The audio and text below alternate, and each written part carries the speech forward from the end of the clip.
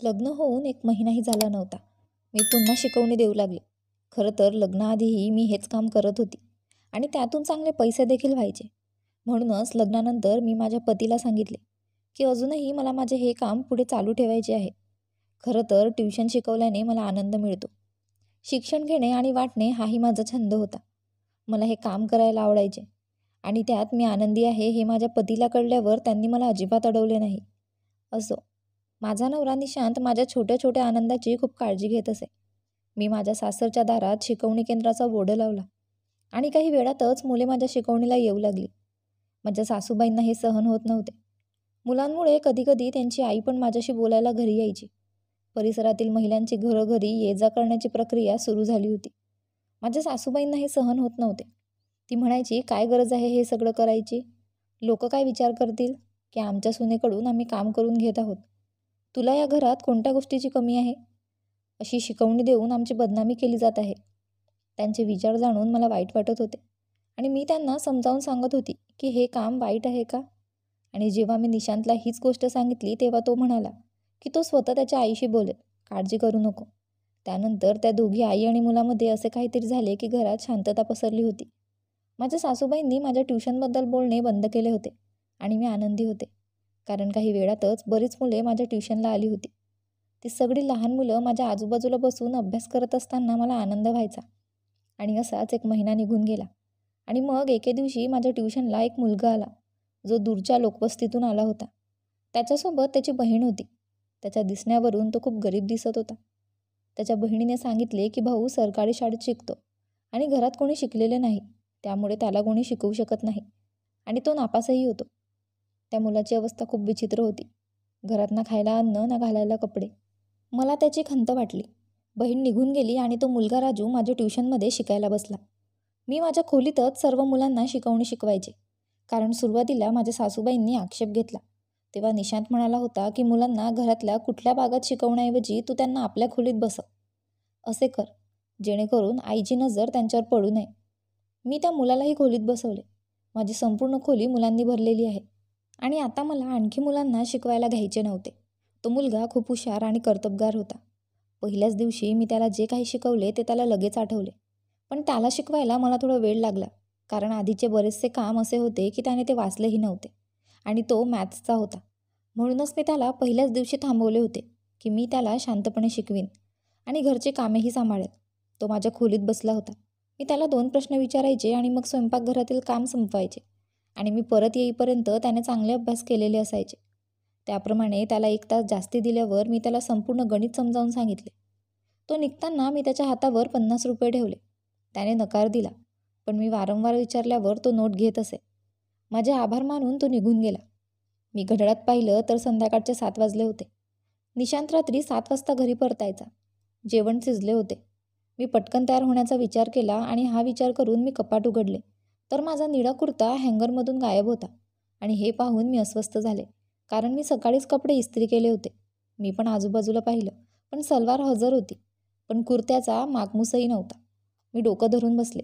आता काही समजत नसताना मी पटकन इतर कपडे इस्त्री करून व्यवस्थित तयार झाले. आमच्या लग्नाला काहीच महिने उलटले होते, त्यामुळे माझी वृत्ती काही नववधूंसारखी झाली होती की नवरा घरी येण्यापूर्वी मला नवीन कपडे घालावे लागतील आणि लिपस्टिक पावडरही लावावी लागेल. 7 नंतर निशांत घरी आला तेव्हा मला पाहून त्याला आनंद झाला. जेवणाची वेळ झाली होती. मी जेवण तयार केले आणि माझ्या सासूबाईंनाही टेबलावर बोलावले. निशांतही येऊन बसला. घरात आम्ही तिघेच होतो. जेवण सुरू झाले. सासूबाई माझ्याकडे लक्षपूर्वक पाहू लागल्या. मला तिच्या डोळ्यात उष्णता जाणवली म्हणून मी तिच्याकडे पाहिले. ती म्हणाली, सुनबाई, तू सकाळी निळ्या रंगाचा जोडा इस्त्री केला होतास. तू अचानक ही जोडी का घातलीस? खरं तर माझ्या घाईत मी नीट प्रेस केलं नव्हतं. म्हणूनच कदाचित माझ्या सासूबाईंना आठवलं असेल की मी सकाळी निळ्या रंगाची जोडी इस्त्री केली होती. त्यावेळी ती माझ्या खोलीत होती. जेव्हा मी तिला कुर्ता उपलब्ध नसल्याचे सांगितले तेव्हा ती हे ऐकून आश्चर्यचकित झाली आणि म्हणाली, आपल्या गोष्टींची काळजी घे. तू तुझ्या खोलीत भरपूर मुलांसह बसते. तुमच्या वस्तू गहाळ होऊ नयेत. तरीही तुझ्याकडे नवीन दागिने, नवीन कपडे आहेत. सावधगिरी बाळगणे आवश्यक आहे. त्यांचे बोलणे ऐकून मी गप्प बसून जेवू लागले. पण खोलवर मला राग येत होता की काहीही झालं तरी ट्युशनवर संभाषण नेहमी थांबतं. माझ्या शिकवण्यात त्यांना काय प्रॉब्लेम होता हे मला माहीत नाही. आता कुर्ता गायब होण्याचा माझ्या शिकवणीशी काय संबंध? कुणाला चोरी करायची असेल तर त्याने अख्खा सूटच चोरला असता. फक्त कुर्ता घेण्यात काय अर्थ आहे? आणि मग इतका मौल्यवान कुर्ता पण नव्हता. जेवण झाल्यावर मी रूमवर आले. माझा मूड बराच बिघडला होता. आजही निशांतला समजलं की मला काही वाईट वाटतंय. तर तो म्हणाला, आई तुला काही चुकीचे बोलत नाही. तू काळजी घ्यायला हवी. शिकायला येणाऱ्या मुलांना तू ओळखत नाही. आणि तुला इथे शिकवणी शिकवायला सुरुवात करून फार काळ झाला नाही. मी निशांतला म्हणाले, मी माझ्या मौल्यवान वस्तू उघड्यावर ठेवण्याइतकी मूर्ख नाही. माझे दागिने आणि इतर वस्तू कपाटात बंद आहेत. फक्त एक भाग आहे ज्याची किल्ली मी आदल्या दिवशी चोरवली होती. आणि त्यात मी नुसते इस्त्री केलेले कपडे हँगरवर घालते, जे कपडे घालायचे आहेत. आणि माझा कुर्ता कोणी का घेईल? माझी नाराजी पाहून तोही गप्प झाला आणि म्हणाला, चांगला मूड खराब करू नकोस. कदाचित तूच ते कुठेतरी मागे टाकून मनातून काढून टाकले आहेस. ते तुला नंतर सापडेल. प्रकरण आले झाले आणि मी निशांतसोबत इतर गोष्टींमध्ये व्यस्त झाले. दुसऱ्या दिवशी सकाळी उठल्याबरोबर मी माझा केसरी सूट इस्त्री केला. मला हा सूट खूप आवडला. इस्त्री केल्यावर मी त्याच जागी हँगरमध्ये ठेवला आणि मग साफ करायला सुरुवात केली. बघता बघता दुपार झाली आणि मुलं शिकवणीला यायला लागली. मात्र राजू वेळेवर आला नाही. इतक्या मुलांमध्ये मला त्याची पर्वाही नव्हती. सगळी मुलं निघायची वेळ झाली की तो नमस्कार म्हणत माझ्या खोलीत शिरला. मी त्याच्याकडे रागाने बघितले आणि म्हणाले की आता 6 वाजणार आहे. तोपर्यंत सगळे बाहेर पडतील. एवढ्या उशिरा का आलास? तर तो म्हणू लागला की मी खूप मेहनत मजदुरी करतो आणि कधी कधी मला लवकर सुट्टी मिळते तर कधी कधी उशिरा. म्हणून मी वेळेवर शिकवणीसाठी येऊ शकत नाही. हे त्याच्या बहिणीने मला सांगितले नव्हते. पण एवढ्या लहान वयात त्याला काम करायला लावलं हे ऐकून खूप वाईट वाटलं. त्याची मजबुरी कळल्यावर मी काहीच न बोलता त्याला बसवले. मी त्याचा अभ्यास तपासला. त्याला 2 प्रश्न लक्षात ठेवण्यासाठी दिले आणि त्याने ते पटकन लक्षात ठेवले आणि ते मला ऐकवले. मी आनंदाने त्याला सुट्टी दिली आणि तो गेल्यावर मी तयार होण्यासाठी वॉर्डरोब उघडल्यावर मला धक्काच बसला. माझी केशरी सलवार हँगरमध्ये होती, पण त्याचा कुर्ता अजूनही दिसत नव्हता. आता माझं मन हरवायला लागलं. मी पटकन इकडे तिकडे शोधलं, पण तो कुर्ता कुठेच सापडला नाही. कुर्ता मी स्वतः इस्त्री करून हँगरला लावला होता. मग कुठे गेला असेल? मी खूप अस्वस्थ झाले होते. आज तर मला पुन्हा प्रेस करायलाही वेळ मिळाला नाही आणि निशांत उशिरा परत आला. मला वाईट मूडमध्ये पाहून तो म्हणाला, काय झाले आहे बायको? आज तू तयार झाली नाहीस? मी त्यांना लाजून सांगितले की आज पुन्हा माझा एक कुर्ता गायब झाला आणि मला तो पुन्हा इस्त्री करायला वेळ मिळाला नाही. हे ऐकून तो सुद्धा काळजीत पडला आणि विचारले, तुझे कपडे रोज कुठे जातात? नवीन कपडे बनवण्याची ही तुझी आयडिया तर नाही ना? असं म्हणत निशांत हसला. मग तो मला असा कधी कधी चिडवायचा. मी काहीच बोलले नाही. मला काळजी वाटते. सध्या माझे सगळे कपडे नवीन आहेत. मी नवीन कपडे का बनवणार? माझा उदास चेहरा पाहून तो स्वतःच कपाटात इकडे तिकडे कुर्ता शोधू लागला, पण त्यालाही कुर्ता सापडला नाही. मग तो म्हणू लागला की तुला माहीत आहे का तू कुठे ठेवला आहेस? मी त्यांना सांगितले मी इथेच ठेवला होता आणि मला ते चांगले आठवते. जर सलवार हँगरमध्ये असेल तर कुर्तासुद्धा हँगरमध्ये असायला हवा होता. पण हा कुर्ता कुठे गायब झाला हे मला माहीत नाही. निशांत माझ्या कपाळावर चुंबन घेत म्हणाला, तू अशीही सुंदर दिसत आहेस. जास्त काळजी करण्याची गरज नाही. कुर्ता इथेच कुठेतरी मिळेल. मग आम्ही दोघेही एकमेकांसोबत वेळ घालवण्यात व्यस्त झालो. माझ्या सासूबाईंनी पण माझ्या काळजीला जेवताना पाहिले होते, पण त्यांनी काही विचारले नव्हते. पण मी मात्र माझ्या कुर्त्याचाच विचार करत होते. खरं तर मी तो सूट एका मोठ्या ब्रँडकडून विकत घेतला होता आणि तो खूप महाग होता. मलाही तो खूप आवडला आणि मी तो आजपर्यंत घातला नव्हता. पण माझे कुर्ते कुठे गेले ते समजले नाही. मी एवढी विसरभोळी तर नव्हती की कुर्ता हँगरवर लावायला विसरेल. दुसऱ्या दिवशी सकाळी माझे पती ऑफिसला जायला निघाले तेव्हा ते निघताना म्हणाले की आज तू तुझे कपडे योग्य ठिकाणी ठेव आणि स्वतः काळजी घे की कुर्ता इकडे तिकडे नाही होणार. मी पण ठरवलं होतं की आज जपून राहायचं. मी पुन्हा पुन्हा विचार करत होते. त्याच दिवसापासून माझे कुर्ते गायब होत आहेत ज्या दिवसापासून मी त्या गरीब मुलाला शिकवणीत ठेवले. पण नंतर मला माझ्या विचाराचा पश्चाताप झाला की तो गरीब होता. कदाचित म्हणूनच मी त्याच्यावर संशय घेत होते. मी इतर कोणत्याही मुलाकडे का लक्ष दिले नाही? मला स्वतःचीच लाज वाटू लागली की एखाद्याच्या गरिबीमुळे मी त्याच्यावर संशय कसा घेऊ शकते? काहीही असो, मला शोधायचे होते आणि त्यासाठी मला सर्व मुलांवर लक्ष ठेवावे लागले. कारण त्या मुलांशिवाय आणि माझ्या सासूबाईंशिवाय माझ्या खोलीत कोणी येत नसे. पण माझी सासू मी खोलीत हजर असताना त्याच वेळी खोलीत यायची आणि गरज असल्याशिवाय त्या माझ्या खोलीतही जात नसत. कधी कधी तर मला असे वाटते की मी तिला आवडत नाही आणि फक्त तिच्या मुलामुळे ती मला सहन करते आहे. 3 वाजल्यापासून मी ट्युशन शिकवू लागले आणि 6 वाजेपर्यंत खोलीत बसून राहिले. पण सगळी मुलं अभ्यासात व्यस्त होते आणि रोजच्याप्रमाणे मी स्वतः सगळ्यांना एक एक करून सुट्टी दिली होती. हो, पण राजू 5च्या सुमारास शिकवणीसाठी आला. त्यामुळे सर्व मुले बाहेर पडल्यानंतरही तो तसाच बसून राहिला आणि आता जेवण बनवण्याची वेळ झाली होती. त्यामुळे मला खोलीतून बाहेर पडावे लागले. पण आज माझे सर्व लक्ष माझ्या खोलीत अडकले होते. स्वयंपाक करताना मी गुपचूप माझ्या खोलीच्या दाराकडे 2-3 फेऱ्या मारून आत डोकावले. पण राजू अभ्यासात व्यस्त होता. आणि जेव्हा मी चौथ्यांदा माझ्या खोलीच्या दारात पोहोचले तेव्हा मला धक्काच बसला. कारण त्या मुलाने माझ्या वॉर्डरोबचा दरवाजा उघडला होता आणि माझा कुर्ता काढून बॅगेत ठेवला होता. हे पाहून मला आश्चर्य वाटले की त्याने असे का केले आणि त्याने फक्त माझा कुर्ताच का काढला. तो माझ्या कुर्त्याचं काय करणार होता. त्याच्या चेहऱ्यावर 2-3 वेळा चापट मारून त्या चोरीचे कारण विचारावेसे वाटले.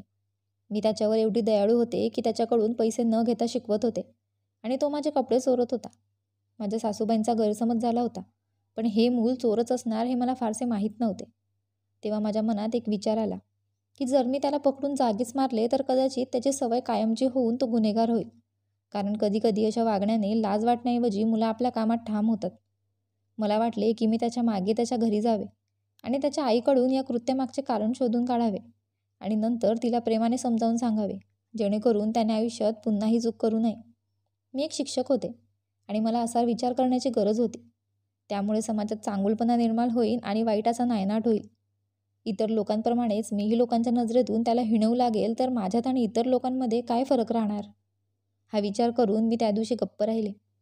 त्या मुलाने नेहमीप्रमाणे सुट्टी घेतली आणि मग रात्री जेव्हा मी निशांतला सगळी हकीकत सांगितली तेव्हा तो म्हणाला, कुणास ठाऊक तो गरिबीने मजबूर आहे, त्यामुळेच त्याने चोरी करायला सुरुवात केली आहे. तू बरोबर आहेस. तू त्याच्या घरी जाऊन त्याला प्रेमाने समजावून सांग आणि आईलाही सांग की त्यांचे मूल चुकीच्या मार्गावर चालले आहे. जेव्हा माझा नवरा निशांतने मला प्रोत्साहन दिले तेव्हा मला वाटले की मी दुसऱ्या दिवशी पुन्हा त्याच्यावर लक्ष ठेवेन आणि जर त्याने माझा कुर्ता सोडला तर मी नक्कीच त्याच्या घरी जाईल. दुसऱ्या दिवशीही मी माझा एक सूट प्रेसच्या कपाटात ठेवला आणि मग स्वयंपाक करायला स्वयंपाकघरात गेल्यावर मुलावर नजर ठेवण्यासाठी मी पुन्हा पुन्हा बळले. रोजप्रमाणे त्या दिवशीही त्या मुलाने माझा कुर्ता त्याच्या बॅगेत भरला होता. तो निघून गेल्यावर मी पटकन शाल पांघरून काही अंतरावर त्याच्या मागे गेले. साधारण 7 वाजले होते. निशांतला यायला थोडाच वेळ होता. ते मूल वेगाने पावलं टाकत होते आणि मी त्याच्या मागे जात होते. पण पुढे असे घडले की ते मूल कच्च्या लोकसंख्येच्या पलीकडे जाऊन निर्जन वाटेवर चालू लागले. रस्ता थोडा निर्जन होता आणि पुढे आम्ही एका स्मशानात आलो. त्यामुळे फार कमी लोक इथे यायचे. मला भीती वाटू लागली की ते मूल त्या दिशेने का जात आहे आणि मग तो सरळ रस्त्यावरून खाली उतरून कच्च्या वाटेवरून चालायला लागला. तेव्हा मी विचार करू लागले की काय करू. पण त्याच्याकडे माझा कुर्ता होता आणि मला जाणून घ्यायचे होते की तो त्याचे काय करेल. म्हणूनच कुतूहलाने मी कच्च्या वाटेवर जाण्यास भाग पाडले. निर्जन ठिकाणी एक छोटेसे घर बांधलेले मी पाहिले. ते मूल त्या घरात शिरले. मला स्वतःवर ताबा ठेवता आला नाही. तेव्हा मी सुद्धा शांतपणे त्या दारात पोहोचले. दार उघडंच होतं. मी हळूहळू आत शिरले तेव्हा आतील दृश्याने माझे मन हेलावले. त्या मुलाने त्याची बॅग उघडली, माझा कुर्ता काढला आणि तिथे उपस्थित असलेल्या एका माणसाला दिला. तो माणूस दिसायला खूप विचित्र होता. त्याचे केस वाढले होते. त्याच्या गळ्यात मोठमोठ्या मोत्यांचा हार होता आणि त्याच्यासमोर विचित्र गोष्टी ठेवल्या होत्या. काही लिंबू, 2 पाहुल्या आणि भरपूर मिरच्या. आणि मी बघायच्या आधीच त्या माणसाने माझा कुर्ता फाडला होता आणि त्यावर भरपूर तेल ओतले. काहीतरी वाचले आणि नंतर ते जाळले. त्या क्षणी मला असे वाटले की माझ्या संपूर्ण शरीरावरचे केस टोकाला उभे आहेत. ही युक्ती केल्यानंतर त्याने मुलाच्या हातात काही नोटा ठेवल्या आणि ते मूल परत यायला निघाले. मी दारात पडद्याआड लपले होते. मूल परत येण्याआधीच मी अर्धे दृश्य पाहिले होते आणि तो मुलगा मला उरलेले अर्धे सत्य सांगणार होता. मूल बाहेर आल्यावर मी त्याची वाट पाहत उभी होती. मला पाहून तो हैराण झाला. मग तिथून पळू लागला. पण मी त्याला घट्ट पकडून विचारले की हे सर्व काय आहे. तू मला तुझ्या तोंडाने सांग, नाहीतर मी तुला पोलीस स्टेशनला घेऊन जाईल. पोलिसांचे नाव ऐकून तो खूप घाबरला आणि रडू लागला. अंधार पसरला होता. मी त्याला परत लोकवस्तीकडे नेले आणि रस्त्याच्या कडेला बसवले आणि सांगितले की मला इथे सर्व काही सांग, नाहीतर आपण येथून पोलीस स्टेशनला जाऊ. मॅडम, माझी चूक नाही. त्यांनी मला हे काम करायला लावले, असे तो बोलू लागला. आम्ही खूप गरीब लोक आहोत. मला त्यांनी पैशांचे आमिष दाखवले आणि मला या कामात काही गैर आढळले नाही. फक्त एक कुर्ताच तर चोरून आणायचा होता. माझ्यासाठी हे अवघड काम नव्हते. हो, पण या कामासाठी मिळणाऱ्या पैशांतून माझ्या आईवर उपचार होईल या विचाराने मी सहमत झालो. हे मला माहीत नाही त्या माणसाने कोणती जादू केली आणि तो तुमचा कुर्ता का मागवतो. तो काळा जादू करणारी व्यक्ती होती हे तर मला माहीत होते. पण त्याला माझा कुर्ता का हवा होता? मी राजूला विचारले, त्या माणसाने तुला हे काम करायला लावले का? तोच तुला पैसे देतो का? माझे म्हणणे ऐकून राजूने नकारार्थी मान हलवली आणि असे गुपित उघड केले की ते ऐकून माझ्या डोक्यावर आभाळ कोसळले. राजू म्हणाला, नाही, तुमच्या घरात राहणाऱ्या महिलेने मला या कामासाठी पैसे दिले होते. तिने मला तुमच्या शिकवणीत प्रवेश घेण्यास भाग पाडले. माझी आई जेव्हा निरोगी होती तेव्हा ती तुमच्या घरात साफसफाईचे काम करायची आणि तेव्हापासून ती बाई माझ्या आईला ओळखत होती. जेव्हा माझी आई आजारी पडली आणि ती तुझ्या घरी पैसे मागायला आली, तेव्हा पैसे देण्याऐवजी त्या महिलेने तिला हे काम करण्यास सांगितले आणि मला सांगितले की तुम्ही रोज कपडे इस्त्री कुठे ठेवतात आणि मला ते कपडे काढून त्या माणसाला कसे द्यायचे आहे. सुरुवातीला आईने स्पष्ट नकार दिला की ती हे काम करणार नाही. पण जेव्हा ती बेडवर पडली तेव्हा मी आणि माझ्या बहिणीने ठरवले की आईच्या उपचारासाठी हे काम आपण दोघे करू. आणि मग माझी बहीण स्वतः मला ट्युशनमध्ये दाखला करण्यासाठी तुमच्या घरी घेऊन आली आणि त्या बाईच्या म्हणण्याप्रमाणे आम्ही केले. राजूचे बोलणे ऐकून मी खूप घाबरले. मी आश्चर्याने विचारले, तू माझ्या सासूबाईंबद्दल बोलतोय का? आणि त्याने होकार दिला. माझा विश्वासच बसत नव्हता. मला वाटले की तो खोटे बोलत आहे आणि माझे लक्ष वेधून घ्यायचे आहे. पण तो रडायला लागला आणि म्हणाला, मॅडम हे सत्य आहे. जर तुम्हाला हवे असेल तर मला तुमच्या घरी घेऊन जा आणि मी त्यांच्या प्रश्नांची उत्तरे देईल. मी साक्ष द्यायला तयार आहे. मला सत्य नीट जाणून घ्यायचे होते, कारण माझ्या सासूबाईंनी असे काही केले असेल यावर विश्वास बसणे अशक्य होते.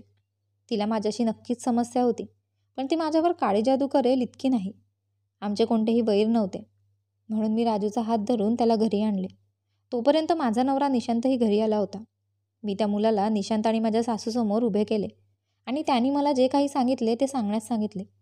मग मुलाने निशांतच्या समोर त्याच गोष्टी पुन्हा सांगितल्या ज्या त्याने मला सांगितल्या होत्या. निशांत माझ्याकडे संभ्रमित नजरेने पाहत होता, कधी त्या मुलाकडे तर कधी त्याच्या आईकडे. म्हणत होता की हे मूल खोटे बोलत आहे. आई असं का करेल? माझ्या सासूबाईंनीही स्पष्ट नकार दिला. मी असे काही केलेले नाही. उलट त्यांना दोष देण्यासाठी मी मुद्दाम या मुलाला आणले आहे असे त्यांनी सांगितले. पण ते मूल पुन्हा पुन्हा आपले म्हणणे बोलून त्यावर ठाम होते आणि मग ते मूल स्वतःचीच म्हणू लागले की मी गीतावर हात ठेवून शपथ घ्यायला तयार आहे की मी खरे बोलत आहे. मी अधाशीपणाने चुकीच्या गोष्टी नक्कीच केल्या आहेत, पण माझा हेतू चुकीचा नव्हता. मला फक्त माझ्या आईवर उपचार करायचे आहेत. निशांताने त्याची विनंती मान्य केली आणि म्हणाला, जा गीता घेऊन ये. माझी इच्छा आहे की या मुलाने शपथ घ्यावी आणि नंतर माझ्या आईनेही शपथ घ्यावी, जेणेकरून आपले हृदय स्वच्छ होईल आणि कोण बरोबर आहे आणि कोण चूक आहे हे देखील कळू शकेल. हे ऐकून माझ्या सासूबाई भडकल्या आणि म्हणाल्या की ती अजिबात शपथ घेणार नाही. निशांत म्हणू लागला, आई तू ही शपथ घेतलीस तर आमचं नातं कायमचं बरोबर राहील. नाहीतर माझ्या बायकोच्या मनात ही भावना असेल की तू तिचं काही चुकीचं केलंय. पण तरीही माझ्या सासूला ते पटले नाही आणि मी गीतेला घेऊन आले. तेव्हा राजूने तिच्यावर हात ठेवून शपथ घेतली आणि सांगितले की या महिलेने मला व माझ्या बहिणीला पैसे देऊन हे काम करायला लावले आहे आणि मीच माझ्या आईच्या आजारपणामुळे मी हे पाप करण्याचे मान्य केले होते. पण आता मला कळाले आहे की मी चूक केली आहे. मग निशांतने आईसमोर गीता ठेवल्यावर तिने हात मागे घेतला आणि रडायला सुरुवात केली. तिच्या वागण्यावरून ती पापी असल्याचे दिसून आले. आणि मग निशांतने आईला विचारले की हे सर्व तिने केले आहे का? तर तिने होकार दिला. ती म्हणाली, हो मी हे सर्व केले आहे. मी पहिल्या दिवसापासून तुझ्या बायकोचा तिरस्कार करत होते. जेव्हा तू तिच्याबरोबर नाश्ता केलास तेव्हा मला ते सहन झाले नाही, कारण तू नेहमी माझ्यासोबत बसून नाश्ता करायचा आणि त्या दिवशी तू माझ्याऐवजी तुझ्या बायकोसोबत बसलास. लग्नाच्या दुसऱ्याच दिवसापासून तू तुझ्या बायकोसोबत हिंडायला लागलास. तू मला विचारलं नाहीस असं नाही, पण तरीही तुम्हा दोघांना एकत्र पाहणं मला आवडलं नाही. तुझे वडील वारल्यापासून तूच माझा एकमेव आधार होतास आणि माझी सून तुला माझ्यापासून हिरावून घेईल असे मला वाटू लागले. मला तुझ्याशी बोलता येत नाही म्हणून तुझ्या मनात मी सुनेबद्दल द्वेष निर्माण करायचं ठरवलं. पण सुनेने तिच्या चांगल्या वृत्तीने आणि प्रेमाने तुझे मन जिंकले. माझी सून जेव्हा ट्युशन शिकवू लागली तेव्हा मला वाटलं की हा मुद्दा बनवून घरात भांडण सुरू होईल, पण तरीही तू मला गप्प केलेस. मग मी ठरवले की आता मी माझ्या सुनेला या घरात जास्त काळ राहू देणार नाही, नाहीतर ती हळूहळू संपूर्ण घर ताब्यात घेईल आणि माझी स्थिती काही राहणार नाही. हा मुलगा आमच्या जुन्या दासी राणीचा मुलगा आहे. मला माहीत होतं की राणी आजारी आहे आणि या लोकांना पैशांची गरज आहे. म्हणूनच मी त्यांच्या मुलाला शिकवणीचा मुलगा बनवून घरी बोलावले. माझ्या सुनेच्या कपाटाच्या एका भागाची चावी गायब आहे आणि तिने तिथे फक्त अनावश्यक गोष्टी ठेवल्या आहेत हे मला माहीत होतं. मी कितीतरी वेळा पाहिलं होतं की ती रोज सकाळी कपडे इस्त्री करायची आणि तू निघाल्याबरोबर कपाटात ठेवायची. म्हणूनच मी या मुलाला फक्त सुनेचा कुर्ता चोरण्यास सांगितले आणि नंतर तांत्रिकाशी संपर्क साधला आणि त्याला काही जादूटोणा करण्यास सांगितले, ज्यामुळे तुमच्या दोघांमध्ये द्वेष निर्माण होईल. राजू सुनेचा कुर्ता चोरायचा आणि सरळ जाऊन तांत्रिकाला द्यायचा. त्या तांत्रिकाला मी आधीच पैसे दिले होते. त्यानेच राजूला पैसे दिले. मी पकडले जाऊ नये म्हणून मी राजूशी थेट संपर्क साधला नव्हता, पण त्याच्या आईने त्याला सर्व काही सांगितले होते. ज्या दिवशी माझ्या सुनेचा कुर्ता चोरीला गेला त्या दिवशी मी मुद्दाम असे बोलले होते, जेणेकरून माझ्यावर संशय येऊ नये. उलट माझ्या सुनेला वाटेल की मला ही काळजी वाटते आणि मग कुर्ता चोरीला गेल्यावर तिने स्वतः माझ्याशी याचा उल्लेख करू नये. माझी प्रत्येक चाल यशस्वी झाली. राजू सहज कुर्ता चोरून तांत्रिकाकडे पाठवत असे आणि सून स्वतः ही चोरी माझ्यापासून लपवू लागली. पण सून राजूच्या मागे तांत्रिकापर्यंत पोहोचेल याची मला कल्पना नव्हती. मला तुमच्या दोघांमध्ये द्वेष निर्माण करायचा होता, जेणेकरून तुम्ही दोघेही एकमेकांपासून दूर राहाल आणि माझे घर फक्त माझेच राहावे. मी माझ्या एकुलत्या एक मुलाला हे सांगू शकले नाही आणि ही माझी चूक आहे, असे म्हणत सासूबाई रडायला लागल्या आणि मी थक्क झाले. माझ्या नवऱ्यावरचे माझे प्रेम त्यांना माझा तिरस्कार करण्यास भाग पाडेल असं मला कधीच वाटले नव्हते. आईला रडताना पाहून निशांतने तिला मिठी मारली आणि म्हणाला, आई रडू नकोस. तुला माझी बायको सहन होत नसेल तर मी तिला वेगळ्या घरात ठेवेन, पण तू काळजी करू नकोस. निशांतचे त्याच्या आईवर खूप प्रेम होते आणि त्यांच्यामुळे ते मला वेगळ्या घरात ठेवायला तयार झाले. हे ऐकून माझ्या सासूबाईंनी आम्हा दोघांसमोर हात जोडून माफी मागायला सुरुवात केली. ती म्हणू लागली की मला माझी चूक कळली आहे. तुम्ही दोघे नवरा बायको आहात हे मला समजायला हवे होते. माझ्याकडून चूक झाली. मी एवढं मोठं पाप केलं आणि जादूसारख्या घाणेरड्या कामात अडकले. तुम्ही दोघेही मला माफ करा आणि मी माझ्या कृत्याबद्दल देवाकडे माफीही मागते. मी पुढे जाऊन सासूबाईंना मिठी मारले. मी समजू शकत होते की तिला किती वेदना होत असतील. पण ती गेल्यानंतर निशांत हाच तिचा एक आधार होता आणि मी निशांतला तिच्यापासून हिरावून घेईल असे तिला वाटू लागले, जरी माझा असा कोणताही हेतू नव्हता. मी माझ्या सासूबाईंना आश्वासन दिले की मी तिच्या मुलाला तिच्यापासून कधीही दूर नेणार नाही आणि त्या दिवसापासून मी माझ्या आयुष्यावर काम करू लागले. मी माझ्या सासूसमोर निशांतच्या जवळ न बसण्याचा प्रयत्न करते आणि त्यांच्याशी जास्त न बोलण्याचा प्रयत्न करते. आम्हा दोघांमध्ये जे काही संवाद व्हायचे ते आम्ही खोलीतच करायचो आणि सासूबाईंसमोर बसून फक्त त्यांच्याशीच बोलायचं. हळूहळू घरातील वातावरण चांगले होत गेले. माझ्या सासूबाईंनीही तिची चादुर्याची प्रथा बंद केली होती आणि देवाचे आभार मानते की आमच्यात द्वेष निर्माण झाला नाही. कधीकधी मला वाटतं की पुरुषापेक्षा स्त्रीचं मन मोठं असावं, कारण तिला फक्त मुले जन्माला घालायचीच नाही तर ती वाटून घ्यायची असतात. माणसाला कदाचित कळत नाही की ती आपली मुले इतर दुसरीकडेही झुकाव ठेवतात, पण एका स्त्रीला, एका आईला, जिला लहानपणापासून ती मुलाचे पालनपोषण करते, तिला या वस्तुस्थितीची खूप जाणीव असते. दुसऱ्याचे प्रेम मुलाच्या हृदयात स्थान निर्माण करते तेव्हा आईला ते सहन करणे खूप कठीण जाते आणि इथूनच मारामारी सुरू होते. माझी प्रत्येक मुलीला विनंती आहे की जेव्हा तुम्ही लग्न करून नवीन घरात राहायला जाल तेव्हा तुमच्या आणि तुमच्या नवऱ्याचे प्रेम खोलीच्या 4 भिंतीपर्यंत मर्यादित ठेवण्याचा प्रयत्न करा आणि जगासमोर एकमेकांची हद्दीत नाते ठेवा, जेणेकरून तुमचे कोणत्याही वाईट नजरेपासून संरक्षण व्हावे आणि मस्तरामुळे कोणीही चुकीचे करू नये किंवा कोणत्याही आईला दुखावू नये.